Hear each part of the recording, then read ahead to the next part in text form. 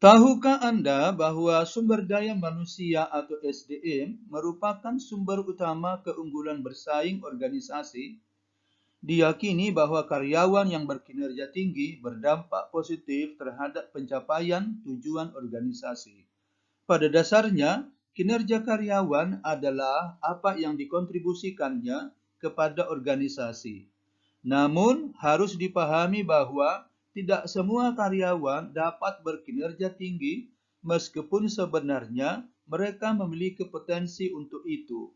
Malah, seringkali karyawan tidak berkontribusi kepada perusahaan secara maksimal hanya karena potensinya tidak termanfaatkan secara maksimal pula. Agar berkontribusi secara maksimal, SDM harus dikelola dengan baik. Kegagalan dalam mengelola SDM berdampak negatif terhadap organisasi. Pencapaian tujuan organisasi akan terhambat. Bahkan tujuan organisasi bisa tidak tercapai sama sekali. Manajemen kinerja merupakan upaya memaksimalkan kontribusi karyawan kepada perusahaan. Kali ini kita akan membahas tentang apa dan bagaimana manajemen kinerja. Namun sebelum masuk pada topik ini, ada baiknya saya ingatkan Anda untuk menekan tombol subscribe, like, share, dan komen. Dan jangan lupa ya, juga mengaktifkan lonceng notifikasinya. Kepada Anda yang sudah melakukannya, saya ucapkan terima kasih banyak.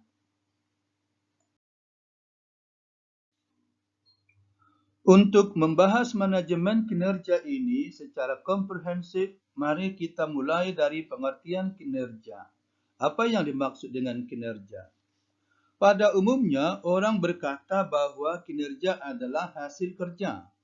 Namun dalam literatur, misalnya oleh Armstrong, disebutkan bahwa kinerja adalah perilaku yang mencapai hasil.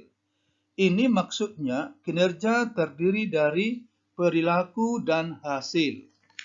Perilaku adalah input seperti kompetensi dan motivasi yang digunakan untuk memproses dan menghasilkan barang dan jasa atau yang disebut dengan produk.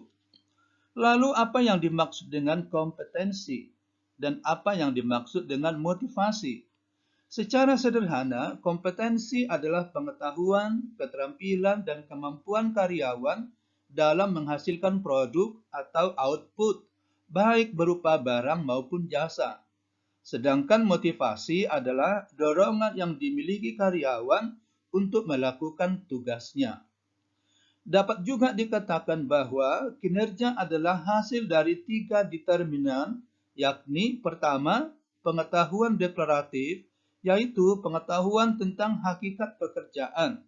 Kedua, pengetahuan prosedural dan keterampilan, yaitu pengetahuan tentang cara atau metode melakukan tugas. Ketiga, motivasi, yaitu dorongan untuk melakukan pekerjaan tersebut.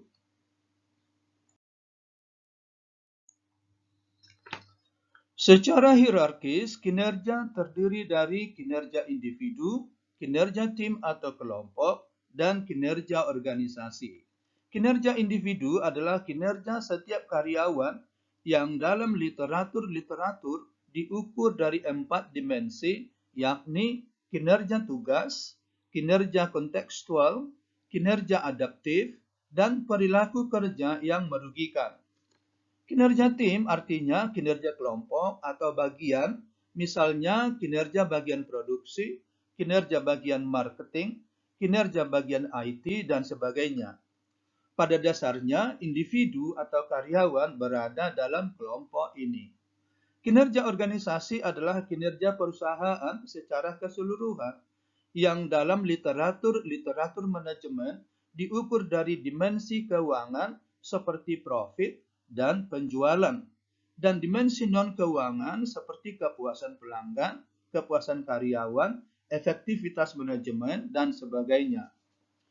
Sekarang mari kita lihat pengertian manajemen kinerja.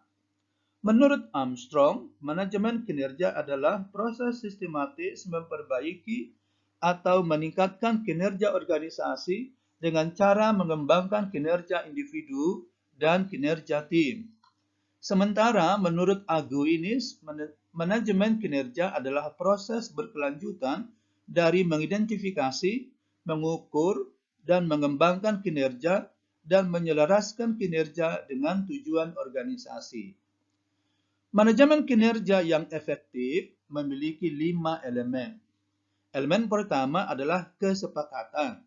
Ini maksudnya karyawan sebagai pelaksana tugas harus terlebih dahulu menyetujui target kerja yang sudah ditetapkan dan memenuhi persyaratan kerja yang ditetapkan untuk mencapai target yang sudah ditetapkan tersebut. Misalnya, seorang karyawan di bidang penjualan diberi target bulanan, misalnya untuk menjual produk sebanyak minimal 1.000 unit. Dan untuk mencapai target ini, dia diminta untuk memenuhi syarat-syarat seperti pengalaman, pendidikan, dan kepribadian yang mendukung pencapaian target tersebut. Elemen kedua adalah pengukuran.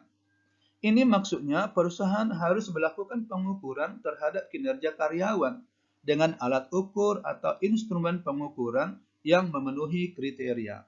Kegiatan pengukuran ini adalah penting karena berguna untuk mengetahui apakah karyawan memenuhi kinerja yang diharapkan, serta untuk mengetahui posisi kinerja karyawan yang bersangkutan. Elemen ketiga adalah feedback. Ini bertujuan untuk memberi informasi kepada karyawan tentang kinerjanya yang didasarkan pada hasil pengukuran. Dengan demikian, karyawan dapat melakukan koreksi bila hasil pengukuran menunjukkan bahwa karyawan yang bersangkutan masih memiliki kelemahan dalam melakukan tugasnya. Elemen keempat adalah penguatan. Secara teori, kinerja yang baik harus diberi penguatan agar kinerja tersebut dapat dipertahankan bahkan ditingkatkan. Elemen kelima atau yang terakhir adalah komunikasi. Dengan komunikasi yang baik, karyawan dapat semakin memahami apa yang diharapkan perusahaan dari dirinya. Bila komunikasi tidak berjalan dengan baik, maka kesalahpahaman akan dapat terjadi yang mengakibatkan karyawan tidak bekerja secara efektif dan efisien, yang kemudian mengakibatkan kinerjanya tidak maksimal dan pada akhirnya menurunkan kinerja organisasi.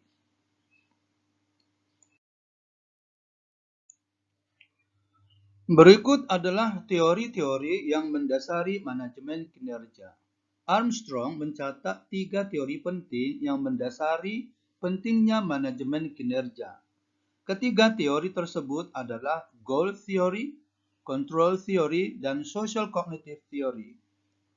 Goal theory menekankan adanya keterkaitan antara tujuan dan kinerja. Pertama, tujuan dapat mengarahkan perhatian terhadap prioritas. Artinya, seorang karyawan akan dapat menetapkan prioritas kerja yang sesuai dengan pencapaian tujuan. Kedua, tujuan dapat menstimulasi usaha-usaha. Setiap orang dengan adanya tujuan akan berusaha mencari cara untuk mencapai tujuan tersebut. Ketiga, tujuan menantang orang untuk semakin menggunakan kemampuannya. Semakin menantang tujuan, maka semakin keras orang berusaha untuk mencapai tujuan tersebut. Dalam implementasinya, goal theory menekankan adanya penetapan target yang terukur dan terkelola.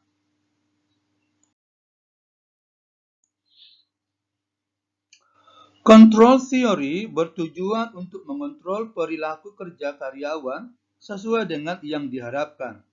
Teori ini mengemukakan bahwa feedback merupakan bagian integral dari manajemen kinerja. Feedback dapat digunakan sebagai alat kontrol terhadap perilaku kerja karyawan. Dengan adanya feedback, karyawan dapat memahami dan menyadari akan kekurangannya dan kemudian bersedia mengambil langkah korektif untuk memperbaiki kinerjanya. Social cognitive theory didasarkan pada konsep self-efficacy. Orang berkeyakinan bahwa kemampuan dan ketidakmampuan berdampak pada kinerja. Seseorang akan bersedia menerima suatu tugas apabila dia yakin bahwa dia mampu menyelesaikan tugas tersebut. Oleh sebab itu, berdasarkan teori ini, rasa percaya diri karyawan harus dikembangkan sedemikian rupa. Dengan kata lain, social cognitive theory menekankan pentingnya mengembangkan rasa percaya diri kepada karyawan. Baik, mari kita teruskan diskusi kita ini dengan prinsip-prinsip manajemen kinerja. Menurut Armstrong dan Baron, manajemen kinerja memiliki prinsip-prinsip sebagai berikut. 1. Manajemen kinerja adalah tentang bagaimana mengelola manusia. 2. Manajemen kinerja adalah apa yang dilakukan manajer. 3. Manajemen kinerja adalah alat bagi manajer untuk melakukan pekerjaannya. 4. Manajemen kinerja didorong oleh tujuan dan nilai-nilai perusahaan. 5. Manajemen kinerja adalah untuk mencari solusi. 6. Manajemen kinerja hanya tertarik pada hal-hal yang dapat dilakukan untuk mencapai perbaikan. 7. Manajemen kinerja lebih fokus pada bagaimana mengubah perilaku ketimbang sekedar membuat aturan-aturan. 8. Manajemen kinerja didasarkan pada prinsip-prinsip yang berterima dan diterapkan secara fleksibel. 9. Fokus manajemen kinerja adalah pengembangan, bukan bayaran. 10.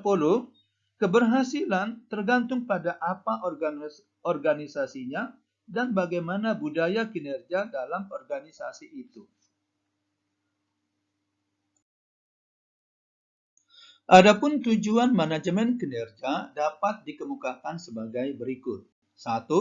Mendapatkan hasil yang lebih baik dengan cara memberi kerangka kerja dengan tujuan atau target, standar, dan persyaratan yang disepakati dan terencana. 2. Mengembangkan pemahaman bersama tentang apa yang harus dicapai. 3. Mengembangkan kapasitas SDM semaksimal mungkin untuk mencapai tujuan organisasi. 4. Menyediakan dasar bagi karyawan untuk melakukan pengembangan diri. 5. Menyelaraskan tujuan organisasi dengan tujuan pribadi karyawan. 6. Menyediakan dasar bagi pemberian penghargaan atas prestasi karyawan. 7. Menyediakan dasar bagi penetapan kompensasi atau bayaran. Kegiatan manajemen kinerja merupakan kegiatan bersiklus secara periodikal. Artinya, kegiatan manajemen kinerja adalah kegiatan berulang dari satu periode ke periode yang berikutnya. Siklus manajemen kinerja dapat dilihat dalam gambar berikut. Berdasarkan gambar ini terdapat atau paling tidak 4 kegiatan utama diawali dengan kegiatan planning yang diikuti oleh kegiatan pelaksanaan atau implementasi. Setelah itu adalah kegiatan monitoring dan kemudian diakhiri oleh kegiatan evaluasi. Pada periode berikutnya dimulai lagi dengan kegiatan planning, demikian seterusnya. Manajemen kinerja tentu saja berdampak positif terhadap kinerja karena memang tujuan dari manajemen kinerja adalah untuk meningkatkan kinerja karyawan. Dampak manajemen kinerja terhadap kinerja dapat dijelaskan sebagai berikut. Pertama, terciptanya budaya kerja berkinerja tinggi. Kedua, adanya keselarasan tujuan individu dengan tujuan organisasi karena dengan adanya manajemen kinerja, Key Performance Indicator atau KPI individu memiliki link dengan KPI organisasi. Ketiga, adanya pedoman yang jelas bagaimana seharusnya karyawan berkontribusi terhadap perusahaan. Secara spesifik, bagaimana manajemen kinerja berdampak terhadap kinerja dapat dijelaskan sebagai berikut. Pertama, adanya pemahaman bersama antara individu dengan organisasi terhadap visi perusahaan. Kedua, adanya kejelasan syarat-syarat yang harus dipenuhi karyawan dalam melaksanakan tugasnya. Ketiga, terciptanya lingkungan kerja yang baik sehingga karyawan dapat berkembang dan berhasil. Keempat, terciptanya iklim kerja yang memungkinkan penghargaan diberikan kepada karyawan atas prestasinya. Berikutnya, apa kaitan reward dengan manajemen kinerja? Untuk menjawab pertanyaan ini, mari terlebih dahulu kita pahami pengertian reward. Pada dasarnya, reward diartikan sebagai penghargaan yang diberikan kepada karyawan atas prestasi kerjanya atau atas perbuatan positif yang dilakukannya kepada perusahaan. Reward dapat berupa reward finansial seperti bonus atau reward non-finansial seperti promosi jabatan. Atas prestasi karyawan, misalnya kemampuannya mencapai target atau bahkan melampaui target, maka karyawan dapat diberi bonus sebagai penghargaan atas prestasi tersebut. Tak jarang pula perusahaan menaikkan jabatan seorang karyawan bila dinilai karyawan yang bersangkutan senantiasa menunjukkan prestasi yang baik. Dengan kata lain, manajemen kinerja bila dilaksanakan secara efektif dapat menjadi dasar pemberian penghargaan kepada karyawan. Manajemen kinerja yang efektif tentu saja akan melibatkan adanya feedback, adanya peluang berprestasi, adanya peningkatan keterampilan kerja, serta adanya peluang berkembangnya karir karyawan. Sekarang mari kita masuk pada subtopik berikutnya, yakni penilaian kinerja. Apa yang dimaksud dengan penilaian kinerja?